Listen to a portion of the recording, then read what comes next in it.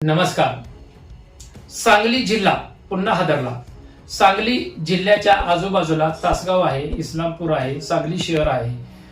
या सगळ्या आजूबाजूच्या परिसरामध्ये एमआयडीसी आहे. एमआयडीसीत कामगार भरपूर प्रमाणात बाहेरून येत असतात, बाहेरच्या राज्यातून येत असतात, महाराष्ट्राच्या वेगवेगळ्या भागातून येत असतात.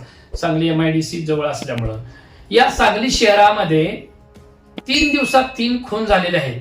म्हणजे जर या 3 दिवसाचा विचार केला आपण तर 1440 मिनिट होतात आणि या 1440 मिनिटात आतापर्यंत 3 खून झालेला आहे. म्हणजे सांगली शहर सध्या, सांगली जिल्हा सुद्धा भयभीत होत आहे आणि सांगली जिल्हा सुद्धा महाराष्ट्रामध्ये खुनाचं, मर्डरचं, हाफ मर्डरचं माहेरघर होताना दिसत आहे का? कारण का सांगली जिल्हा जर पलीकडला भाग बघितला आपण, जत वगैरे कवटेमंगळ असेल, ग्रामीण भाग हा शांततामय भाग आहे. जास्त काही घटना त्या भागात होत नाही. पण सांगली शहर आणि इकडला भाग इस्लामपूर हा शहरी भाग जवळचा आजूबाजूचा मिरज शहर आहे, एमआयडीसी ही शहरी भाग असल्यामुळं या सांगली शहरामध्ये कायम भीतीचे वातावरण होत आहे. इथं भाईगिरी, दादागिरी करणारे टोळी छोट्या मोठ्या प्रमाणात टोळ्या आहेत आणि या टोळ्याच या भयभीत सांगली शहर करत आहेत का? सांगली शहरात पोलीस पण जी बळ आहे ती मोठ्या प्रमाणात आहे.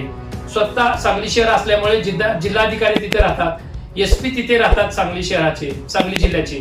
तरी सध्या या आजूबाजूच्या एक 10-12 किलोमीटरच्या आसपास खुनावर खून जसं तारीख पे तारीख कोर्टात म्हणतो का नाही आपण, तसं खुनावर खून या सांगली शहरात होताना आपल्याला दिसत आहे.